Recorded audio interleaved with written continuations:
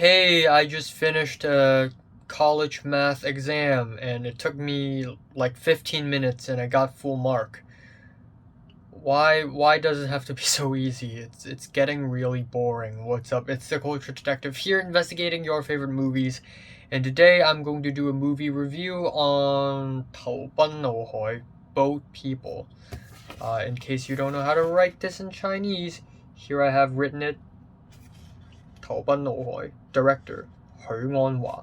Also, I just reviewed Dune, and my review blew up, which is really cool.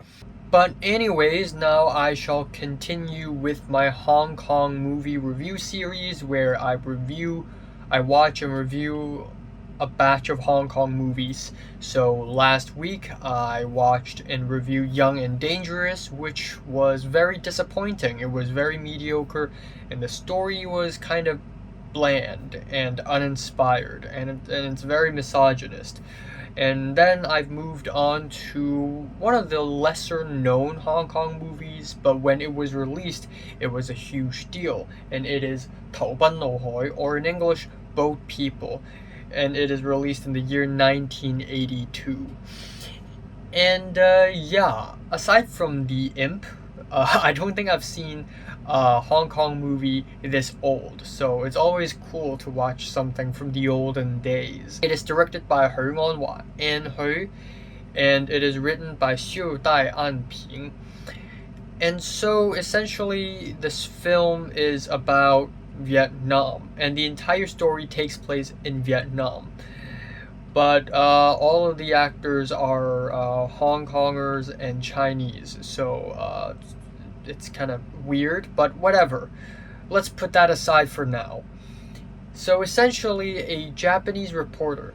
Yes, the main character is supposed to be Japanese. So the main character is a Japanese reporter called Akutagawa, and he went to Vietnam 3 years after the fall of Saigon in order to, report on what's going on in Vietnam now under communism.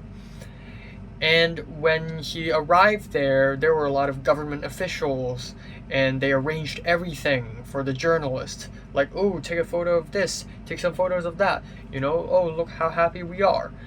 And then Akutagawa began to realize that maybe that's not the truth. Maybe the government is trying to hide the truth. So he decided to take photos alone, improvise, and actually try to seek the real truth. And obviously that has gotten him in some trouble with the government officials, and he has learned a lot of brutal, dark truths about the livelihoods of the people. Now, in order to fully appreciate this film, I think I should talk a little bit about history. So, ever since the 1850s, Vietnam has been colonized by France. Thus, the Vietnamese official writing script now is literally inspired by French. But at around the 1950s, after World War II, a lot of countries are decolonized, including Vietnam. France pulled out. And that is kind of a huge deal because now Vietnam has to choose what to do with itself. Should it become capitalist or should it become communist? Everything back then is either red or blue because, USA and the USSR were also having a Cold War at the time, so the entire world is between blue and red essentially. And so at that point, there was a civil war in Vietnam between the capitalists and the communists, or should I say pro-communist and pro-capitalists. They're not necessarily supporting the economic system, rather the political party, the political faction. And USA, seeing that, realized that if Vietnam turned communist, it would pose more of a threat to the USA. Thus, we have the Vietnam War, where USA backed up the people of South Vietnam against the communists of North Vietnam. And USA lost. North Vietnam won, and Vietnam became a communist country. And it's kind of funny because at that point China is supposedly also communist, but actually though, China during the 70s and the 80s were trying to be less communist by the year. So at that point, tensions arise between China and Vietnam. And so only 4 years, or I think 3 years after the Vietnam War, China started a war with Vietnam, and it lasted for 1 month. And so the making of this film, the making of Boat People, is quite politically motivated actually. Now, An Hu, the woman who made this film, didn't make this film for political reasons. She very much had a passion for telling Vietnamese stories because during the late 70s there were a lot of Vietnamese refugees that came to Hong Kong, and An Hu met a lot of them, did a lot of interviews with them, and essentially made a documentary and a film about them.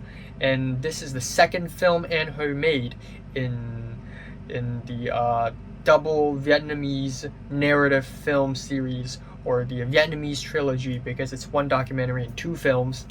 So An Hu is clearly passionate about telling stories about the Vietnamese. But this film was also filmed in Hainan Island, which is in China. And usually the Chinese government is really sensitive about Hong Kong people filming things. But we all know that partially the reason why China allowed An Hu's cast and crew to film in Hainan Island is because it would be quite beneficial against Vietnam. But anyways, that is history. Back to the story. Regardless of the politics, this story is freaking depressing.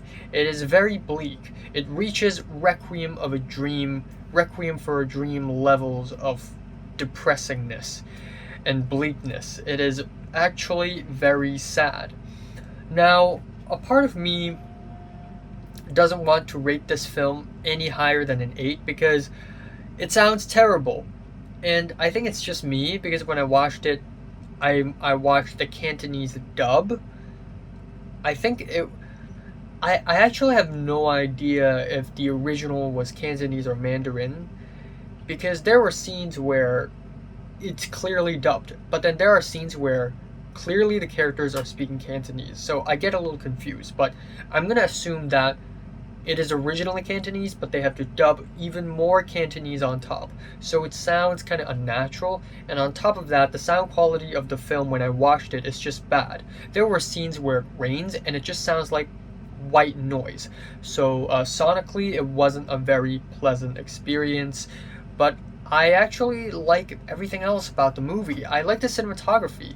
It is very steady, it is very simple, and while it isn't super extravagant or anything, I like this style. I like this really steady, simple, no bullshit, no beating around the bush kind of style. It's just very direct, very upfront, and doesn't try anything fancy. It's very real.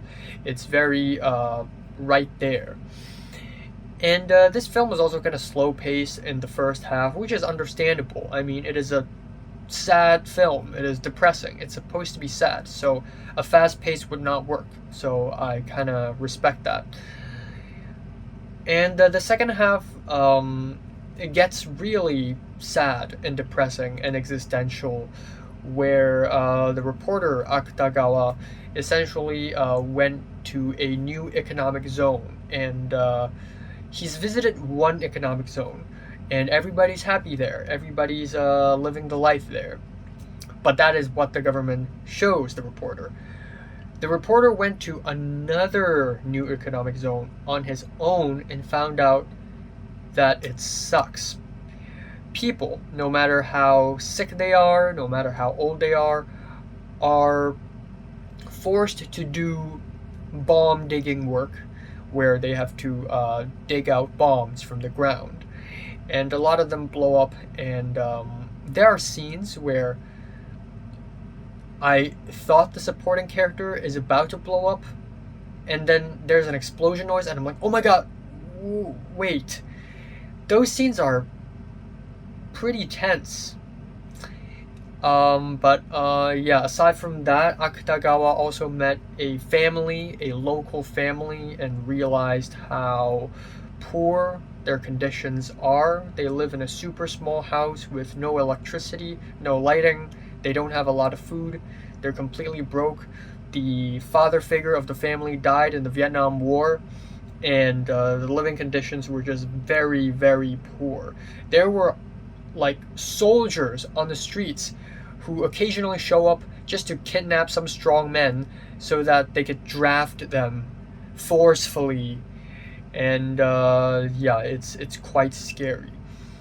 I guess in a sense you could say that this is like an attack, criticism on communism, but really, communism or not, this is authoritarian, and I think that's what the story is about. But more so, I think this story isn't even completely about politics.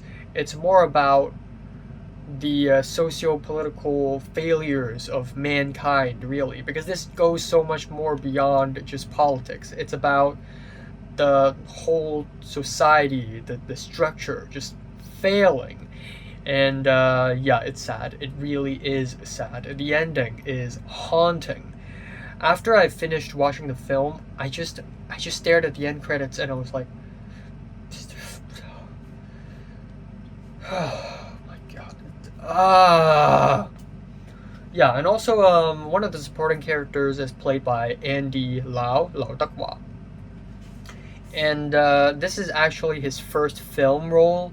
I mean, he has been in a couple of other films before this as an extra, but he acted as an actual character in this film the first time, and this kind of launched his career. Actually, Zhao Yunfa turned this movie down because he didn't want to offend China. So Andy Lau accepting to make this film, launching his career, is kind of historical. And yeah, I'm just gonna leave it at that. It kind of makes sense now why the government doesn't want to promote this film anymore, because suddenly this film is against the government's agenda now. But yeah, I still really like this film. It is a gut punch. It is sad, it is brutal, and it is a punch to the gut. I'm giving 投奔怒海 both people a strong 8 to a light 9. So, have you watched 投奔怒海from 1 to 10? How much did you rate it? Like, and subscribe if you want more, and thanks for watching.